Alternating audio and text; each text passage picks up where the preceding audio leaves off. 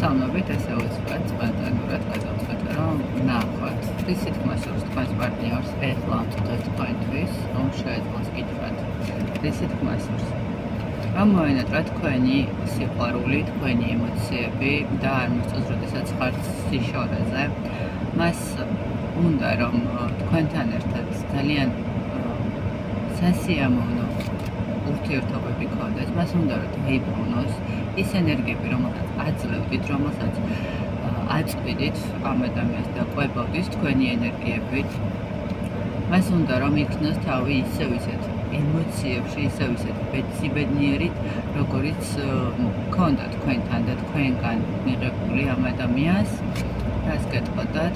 არ მოსწონს რომ ძალიან ცივად ექცევით, არ მოსწონს რომ აღარ გიყვართ, არ მოსწონს რომ აღარ ათბობთ და ატკბობთ, მაგრამ ამბობს იმას, რომ დრო მოვა, რისი მოვა, რომ ყველაფერი შეიცვლება და აი ამ ჩიხიდან, რომელშიც ახლა იმყოფებით, გამოხვალთ სიტუაციიდან, მას მიეცემა იმის შანსი, რომ თქვენთან დაძლიოს ის ტკივილები, დაძლიოს ის შეზღუდვები, რაც აქვს და კვლავ შეგხვდეთ, კვლავ გქონდეთ ურთიერთობა, კვლავ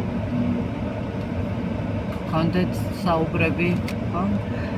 ის თვლის, რომ ყველაფერი გამოუვა და თავიდან დაიწყებს თავის ცხოვრებას, აუცილებლად იმუშავებს იმასთან მიმართებაში, რომ თქვენი ურთიერთობა რამენაირად ისევ მოახერხოს და წინ წამოციოს, ხო?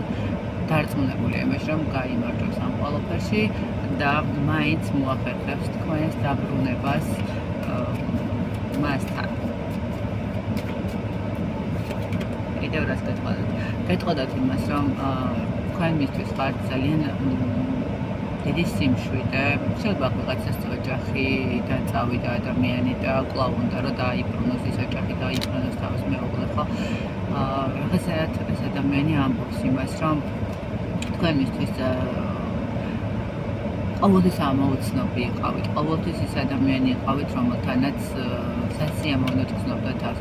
თulis რომ თქვენ მისთვის კარგული ადამიანი იყავით, რომელმაც შეიძლება მისი ცხოვრება ძალიან ბევრ რამეზე გადაახედა და ბევრ რამეზე დააფიქრა და ბევრ რამესთან მიმართებაში მიაღებინა გადაწყვეტილებები, ესე რომ ვთქვათ, ხო?